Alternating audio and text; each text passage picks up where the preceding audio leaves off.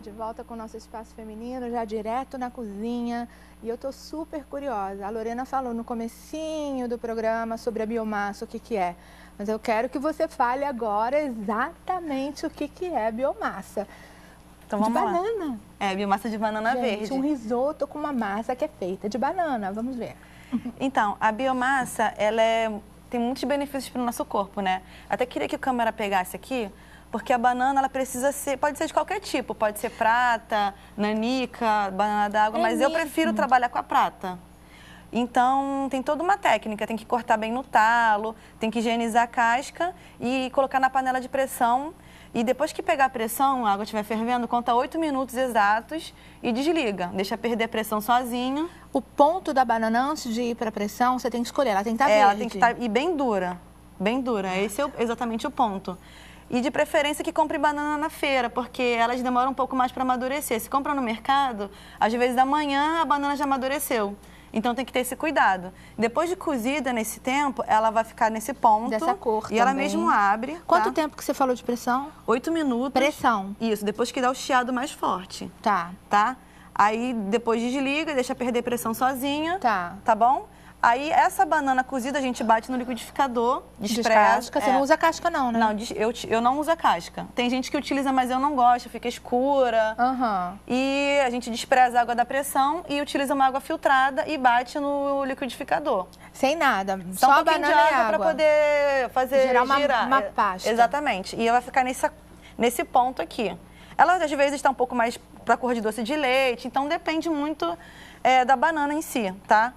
E essa biomassa, ela é excelente como substituto de margarina, de manteiga. Isso que eu ia te perguntar, ela funciona como margarina, como manteiga, creme de leite também? Creme de leite. Por exemplo, quer fazer um molho branco mais grossinho. Se quer, em vez de usar farinha de trigo ou amido, bota a biomassa. Tipo assim, você bota lá, refoga tudo que precisa refogar, você bota o seu alho, bota quem gosta de cebola, refoga ali. Isso. E na hora de põe o leite e na hora de engrossar, engrossa com isso? Com a biomassa. Dá pra engrossar. A gente utiliza em bolo. Espaço feminino é novidade, viu? Dá pra colocar no bolo, dá pra fazer... Como ela é muito versátil... Se quiser... Pra receitas doces e salgadas. Exatamente. Aí eu quero fazer um creme de frutas. Eu posso cozinhar as frutas, a banana, a pera, com um pouquinho de mel e bater no liquidificador. Então, você está agregando fibras, está melhorando a flora intestinal, ela tem muitos benefícios. Ela é um amido bem resistente. Então, ela substitui para tudo. Eu consigo fazer pasta de frango, em vez de usar maionese. Para passar em torrada. Exatamente. Aí eu coloco um pouco de mostarda Dijon, coloco tempero, azeite. Aí é só criar. Você mesmo usa, assim, no seu dia a dia, a biomassa? Uso muito, muito. Uso em tudo. Uso para fazer, às vezes, substitui um ovo para fazer cookies. Então, ele já dá uma liga.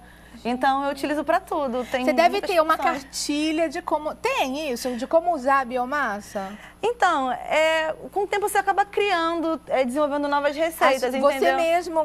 Se entendendo como ela funciona, que ela ajuda a dar essa liga, você mesmo começa a testar e começa a fluir, assim, as receitas, começa a fazer teste. Mas o básico é isso, creme de leite, leite condensado, maionese, margarina, ela substitui tudo. Muita coisa. E ela é bem menos calórica. Não, praticamente sem caloria nenhuma, só traz benefícios, né? Fernanda, você sabia dessa? Sabia. Sabia, olha que chique, só eu que não sabia. Tem o brigadeiro feito com brigadeiro de biomassa. Aí, tá vendo? Tem ganache, a gente faz N coisas, né, com biomassa hoje. Então vamos pro risoto? Bora fazer risoto agora, com biomassa. Eu já deixei a panela aqui. Esquentando. Então eu vou colocar um pouquinho d'água para não grudar o arroz, tá? Porque essa água, ela tá... É um caldo de legumes, tá? Só para não grudar o arroz. Eu sabia! Esse arroz qual é? Esse aqui é arroz arbóreo. Ok, mas ele já tá pré-cozido? Já tá pré-cozido, porque eu acelerei o processo. Ah, tá, mas ele não vem, a gente não compra o arroz, é o arroz comum, arbóreo mesmo. Isso, arroz. O que eu fiz aqui? Vou dar uma dica, né, pra dona de casa. Em vez de ficar em 20 minutos, meia hora mexendo o arroz arbóreo, pode refogar ele como um arroz tradicional, normal, com alho, cebola, e colocar na panela de pressão por 8 minutos, já tá pronto. Tá. Aí ele já vai ficar nesse ponto aqui. E ele ficou... Quando você começou a preparar ele, você preparou com um caldinho também ou não? Isso. Porque ele já tá com uma corzinha também. Já, eu fiz do método tradicional. Eu só parei de trabalhar com ele pra gente finalizar ele aqui ao vivo. Tá. Então eu só dei essa parada. Entendi. Porque ele já tá pré-cozido. Verdade, porque a gente ia demorar muito, porque até o arbóreo atingir o ponto bom, Exatamente. ele demora um pouquinho, né? Então, em restaurante, a gente utiliza muito dessa técnica, que é o quê? A gente interrompe o cozimento, faltando 5 minutos para ficar no ponto exato, a gente interrompe, porciona e congela. Então, quando o cliente pede o risoto, a gente finaliza... Nossa, com certeza, porque em casa... Eu Demora. não gosto muito de usar pressão para fazer risoto. Pode fazer. Eu deixo na panela comum e vou pingando o caldinho, mas aquilo é um processo que vai demorando. Não, e também é excelente fazer dessa forma, faz um arroz básico, congela, né? Você recebe uma visita, então a pessoa fica até impressionada. Nossa, fez em 5 minutos um risoto. Entendeu? Olha que dica aí, fantástico. É muito legal. Então, e o arroz arbóreo, ele já por si só tem bastante amido. Por isso que ele já cria essa papa, né? Então, ele já é muito... Então, aqui, Lorena, a gente só colocou o caldinho, a água, né? Porque a panela estava muito quente, e o arroz. Isso, só colocar a água primeiro, não, o caldinho. O caldo de legumes, De isso. legumes. Eu só coloquei porque ia grudar o arroz no fundo, que estava bem quente. Tá. Então, aqui o arroz já está quase pronto, né? Só vou acrescentar os legumes. Aqui, ó. Deixa eu mostrar. Eu estou utilizando... É bem legal essa receita porque você pode utilizar o que você tiver em casa. Sobrinha de legumes. Também é bem legal para reaproveitar e dar uma cara mais sofisticada ao prato. Eu gosto de utilizar essa ervilha fresca. Porque ela já é pré-cozida e acelera, né, o procedimento, além de ficar muito mais bonita. E prática, né? Bem prática. E ela cozinha aqui mesmo no risoto. Tá. Ele fica bem colorido, fica uma cor viva. A ervilha fresca no risoto é tudo de bom. É muito legal, né? Eu também uso bastante. Vou colocar mais um pouco d'água aqui do caldo de legumes, para evitar que grude. Vou colocar a cenoura também, já está pré-cozida. Eu gosto de caprichar no risoto no corte, então tá tudo direitinho, quadradinho. E ela é pré-cozida, mas al dente, né? Isso, al dente. Tá. Pra gente ter essa crocância da cenoura também. Tá. Aí pode colocar noz moscada, pode colocar o tempero que você tiver em casa. Então, é uma forma bem legal a gente tá transformando as receitas, né, e assim, do dia a dia. Absolutamente saudável, né? Exatamente. Eu vou colocar um pouco do cheiro verde. Esse é salsinha? É salsinha. Picada, para dar um tempero. E por último eu vou esperar secar mais um pouco, eu vou colocar o tomate porque ele desmancha com mais facilidade. Porque tomate você tá usando cereja? Tô usando cereja. Então, já tá temperado. Então, só para recapitular, no arroz eu refoguei o alho poró no azeite, o alho normal. Para preparar o arroz arbóreo. Isso, para preparar o arroz arbóreo, tá? Então, eu fiz da forma tradicional. Refoguei, fui colocando o caldo de legumes e mexendo até o ponto dele estar quase pronto. Tá. Eu interrompi o cozimento e agora voltei para a panela, continuei acrescentando o caldo de legumes e estou colocando os ingredientes aqui da preparação. Exatamente. A massa você acrescenta ela quando? Eu acrescento no final. Então tá. Tá? Você já vai botar o tomate. Vou colocar aqui o tomate. Vamos deixar pra gente acrescentar a massa, então, depois. A biomassa? A biomassa. Tá. E você tá juntando o tomate agora. Porque é ela que vai dar a consistência da manteiga, porque eu não estou usando manteiga nem queijo. Tá. Então ela vai dar exatamente essa consistência. Agora, nesse ponto que tá aí, quanto tempinho mais de fogo para poder acrescentar a biomassa? Só esperar dar mais uma secada, 2 minutos. Então depende do fogão da dona de casa. Tá. Cada um tem um tempo, né? Mas aqui é só finalizar e eu vou colocar o suco de limão, porque para dar um toque mais cítrico. Tá? E esse aqui é o quê? É o alho poró que você já tinha usado? São os ingredientes que eu utilizei na preparação. Vamos passar a cartela. Posso falar? Pode. Vamos lá.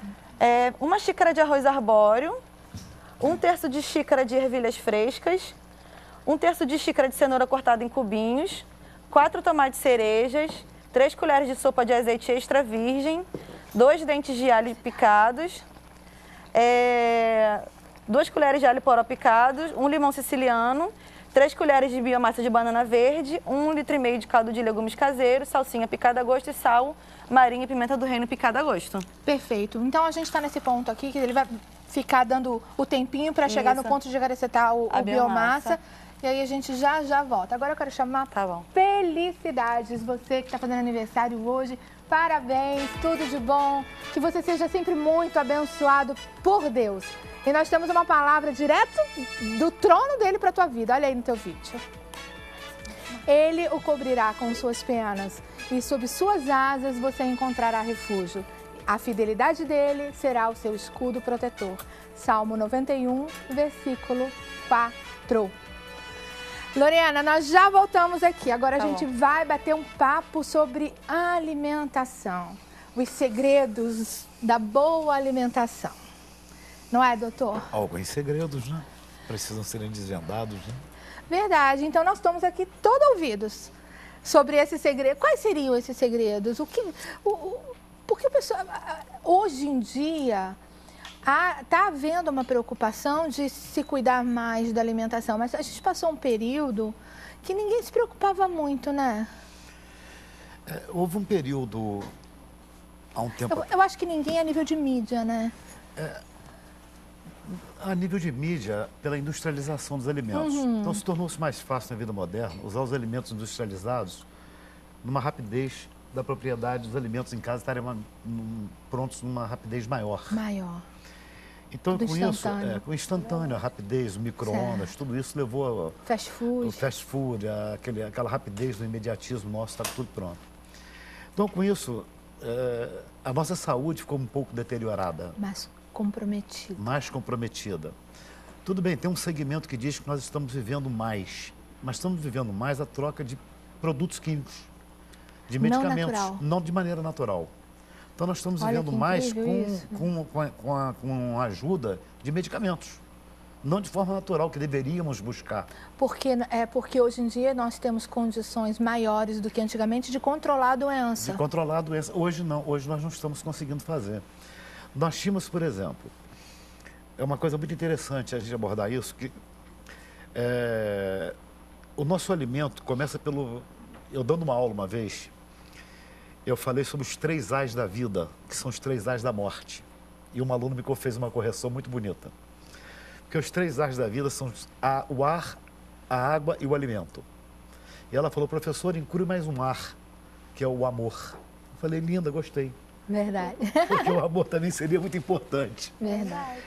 Então, quando ela me fez essa correção, me atentou o seguinte. Há 30 anos atrás, nós respirávamos 33% de oxigênio. Com isso, nós estimulávamos o nosso organismo um efeito chamado tamponagem, que era um antioxidante natural, que seria a formação da nossa água transformada em peróxido de hidrogênio. Hoje nós não conseguimos fazer isso no nosso organismo, porque nós só estamos respirando 17% de oxigênio. Então nós precisamos suplementar com a vitamina C. Aí, nós não tivemos chance de conversar um pouquinho antes dos bastidores ali, mas os nossos alimentos estão pobres em nutrientes porque o solo nosso está muito pobre, dado a pesticida, adubação química, chuva ácida, agrotóxico. Então, o nosso alimento continua tendo vitamina C, mas não tem a quantidade de nutrientes que teria há 10, 15, 20 anos atrás. Então, hoje em dia... Nós temos que suplementar. Aí a gente agora acaba ouvindo a Fernanda, que é nutricionista. Isso. Por conta disso, então, nós temos que ingerir muito, em quantidade maior, os alimentos que contêm a vitamina C. Os alimentos que contêm a vitamina C. E Fernanda, quais são? Que a gente tinha que estar ingerindo mais. O que acontece? Eu estava até conversando com ele ali nos bastidores, né? Saiu na ONU essa semana, né? Que o Brasil saiu do mapa da fome. Saiu do mapa da fome para entrar no mapa da obesidade. Meu Deus. Né? Então, assim, né? Livramos de uma coisa ruim, entramos em outra pior ainda, porque as pessoas não estão comendo com qualidade, né? As pessoas na pressa do dia a dia, hoje a vida é muita tecnologia, a pessoa não se exercita, fica mais ali no computador, em casa, então quer dizer, e pega o fast food, que é mais prático, a pessoa trabalha, vai estudar, faz um monte de coisa, então quer dizer, está comendo mal. Então, não está se alimentando adequadamente e isso vai influenciar na saúde. Não, né? E existe, assim, toda uma, entre aspas, teoria da conspiração, né? Porque o sabor dos alimentos instantâneos, eles conseguiram fazer com que fosse agradável ao nosso paladar, né? É verdade. Incrível. Mas esse sabor instantâneo que se tornou um grande perigo. Pois é. Você come uma carne, o por glutamato, exemplo... né? Eles usam o glutamato monossódico, né? Que é um realçador de sabor, que eles dizem hoje que é o novo sabor, né? Que mais um sabor azedo, amargo, doce, agora tem o sabor... de que precisa diminuir, parar com essa... Sim, deveria, né? Mas, assim, isso é uma questão de educação nutricional que a gente tem feito e eu acredito que hoje o Brasil ele está mais preocupado com isso. Acho que nunca se falou tanto de nutrição, de alimentação saudável na mídia como tem se falado hoje. O espaço feminino, a gente, assim, não passa 2 semanas sem falar sobre alimentação. Antigamente Incrível. a gente não via, né, falar isso na televisão. Né? Até eu acredito porque o foco também era outro, né? A questão da fome, porque antigamente era desnutrição, no Brasil eram casos gravíssimos, né? Verdade. E agora não, a gente, graças a Deus, erradicou, mas a gente entrou nessa questão da obesidade, então o foco mudou. Então você vê que a mídia hoje está preocupada, né, em levar informação sobre alimentação, sobre nutrição, sobre todos os fatores que vai beneficiar a saúde, e a alimentação é a principal para a prevenção, né? E aí a gente... Hoje o tema é sobre os benefícios, né? Os benefícios da boa Assim, alimentação. tem 1 milhão de benefícios que eu poderia estar citando aqui, mas o principal dele vai aumentar a qualidade de vida da pessoa, né? Por quê? Porque vai melhorar tanto fisicamente quanto mentalmente, e a pessoa vai retardar o envelhecimento e a pessoa vai viver mais. Então, quer dizer, que é benefício melhor do que esse, você viver mais? O mais importante de todos. Mas depois de que você acaba adquirindo algum tipo de doença, algum tipo de disfunção, ele já volta ao alimento com um papel absurdamente importante também, não é, doutor? O grande problema... Tipo assim, você desenvolveu um câncer, você tem uma alimentação mais indicada para aquele paciente? Tem. O grande problema nosso é o seguinte, culturalmente, nós aprendemos desde criança. A natureza é muito sábia, ensina muito a gente. E nós temos que ter olhos para ver. Eu costumo dizer que todo mundo vê, os que enxergam que fazem a diferença. Com certeza. Então, por exemplo, o único animal adulto que toma leite é o homem. Engraçado isso, né? E não toma leite da sua espécie, toma leite de outra espécie. Ou seja, somos um ladrão da natureza. Nós não tomamos leite da sua espécie, tomamos leite de outra espécie. Então, quer dizer, porque se a mulher teria leite, é bem complicado. Então, quer dizer, já há um critério a ser avaliado pela natureza, ensinando pra gente. O que é que nós estamos usando? O leite da vaca é para o bezerro ou é pra gente? Então, vamos... Aí quando você toma aquele leite, é um leite... Ah, mas o leite é bom porque tem cálcio. Sim. Só que o cálcio do leite é um cálcio extracelular. O organismo, a célula humana, não absorve aquele cálcio. Olha, meu Deus. Quando aquele leite está fermentado, ou seja, ele virou um iogurte, um queijo, alguma coisa, você começa a fazer absorção, porque aquele leite foi fermentado. Ele fica melhor absorvido. Ele tem uma melhor absorção, por causa dos lactobacilos que ele recebe, tudo isso. Então, quando ele está cru, você não tem absorção dele. Não contando isso, aquela vaquinha que dava 5 litros... Por isso tem muito alergia, Exato. muita pessoa com alergia, intolerância. Não contando isso, aquela vaquinha que dava 5 litros de leite tem que dar 20. Então, tem a ingesta de hormônios, a ração animal. O caso da vaca louca nos frangos foi a ração do frango misturado na ração animal, foi o caso da vaca louca. Então, a mídia, no Amazonas não teve vaca louca, porque lá não tem criação de frango. A vaca louca foi só na região sul, porque tem a criação de frango, então, mas ninguém fala isso. Então, foi só no Brasil que aconteceu, que foi aqui que tentou aproveitar a cama do frango, misturando com a ração do animal. Então, é uma questão econômica.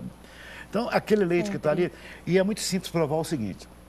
O nosso corpo fisiologicamente montado, ele é como uma parede de uma casa construída. É em cima de capilares. E esses capilares são tubos que precisam receber oxigênio. Se você pegar o trigo, leite e o açúcar e fizer essa mistura todos os dias, esses capilares vão ficar entupidos.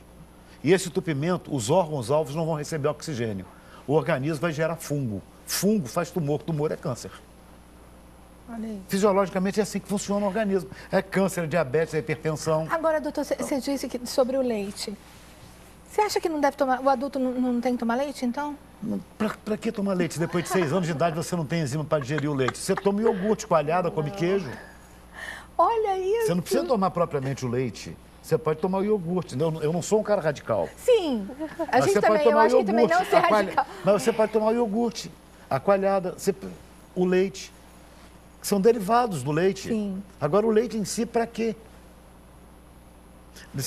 Pensa o seguinte, o boi, ele tem um intestino de 1 metro, 1,20 metro, que é o seu tamanho. Nós temos um intestino de 12 a 13 metros. O boi é um ruminante que tem 4 estômagos. Nós só temos um estômago. Então, olha as diferenças de assimilação de nutrientes. Então, fisiologicamente, são totalmente distintos, gente. Conversa com o veterinário que vai ter uma hora de assimilação de um e do outro. Quer dizer, aquele leite cru não foi feito para nossa ingesta. Antigamente, os nossos claro gastos que aqui... davam leite para tratar de azia, de refluxo. Hoje é proibido. Mas é claro também, doutor, que aqui, o senhor acabou de dizer... Porque ele tem um efeito rebote, né? O efeito rebote, hoje é proibido. Mas o senhor acabou de dizer, não sou nem um pouco radical. É claro que a gente aqui também não está dizendo para você não comprar mais leite. Não, pelo amor de Deus. Eu tenho não é isso. Eu tenho um blog, inclusive... A gente está trazendo uma série de informações que você vai usar o seu bom senso para poder administrar isso. Eu tenho um blog que, inclusive, eu publiquei essa matéria no blog, e, inclusive, contam alguns medicamentos também, como a civastatina, algumas coisas dessas. A Pfizer me mandou um e-mail para eu ratificar, eu digo, me prova o contrário que eu ratifico. A Big Pharma. E eu não ratifiquei nada, me prova o contrário que eu ratifico. Caso contrário, não vou ratificar nada. E a Nestlé me mandou uma carta também para eu ratificar sobre o leite. Eu falei, me prova que a vaca não tem hormônio que eu tiro. E eles não me provaram nada, então não tirei. Então, porque eu não estou ali para criar, eu quero que me prove o contrário. Se me provar que não dá hormônio para a vaca, eu tiro. Agora, se não provar, eu vou deixar ali no ar aquilo que está ali. Então, não é o radicalismo que leva. Então, você foi numa festa, comeu um bolo, o bolo tem leite. Eu não estou criticando quem comeu o bolo. Sim. Que é eventualmente. Agora, fazer o uso diário e constante vai te levar a uma doença. Vai te levar ao desequilíbrio. E depois, para restaurar você, o seu campo energético, fica como? Bom, aí a gente está aqui abordando o leite. O leite, mas aí tem outros alimentos, tem uma série de alimentos funcionais. Você, por exemplo, como um alimento funcional, você pega um tomate. É um alimento maravilhoso, rico em licopeno, antioxidante maravilhoso. Mas o licopeno é excelente para a vista, é ótimo. Mas acontece que o licopeno, você tem que pensar o seguinte, o tomate é um alimento excelente para a próstata do homem. Assim como a romã para a próstata do homem, um anticancerígeno maravilhoso e excelente para o aumento da testosterona. Mas só para o homem, não para a depressão da mulher também, que a mulher só tem depressão quando ela tem diminuição da testosterona. Olha a funcionalidade E com isso a gente acaba concluindo que a gente sempre quis abordar no programa. As pessoas não dão muita ideia. Que é a diversidade, não é, Fernanda? Tipo, você desenvolver uma alimentação equilibrada. O segredo, eu sempre digo, sabe, para os meus pacientes, que o segredo não é você pecar nem pelo excesso e nem pela falta. O segredo é você equilibrar. Um pouco de cada grupo alimentar, esse é o ideal. É importante que a gente tenha conhecimento do que... Você acabou de dizer, doutor, que o tomate tem o licopeno. É importante a gente saber o que contém em cada alimento para a gente poder...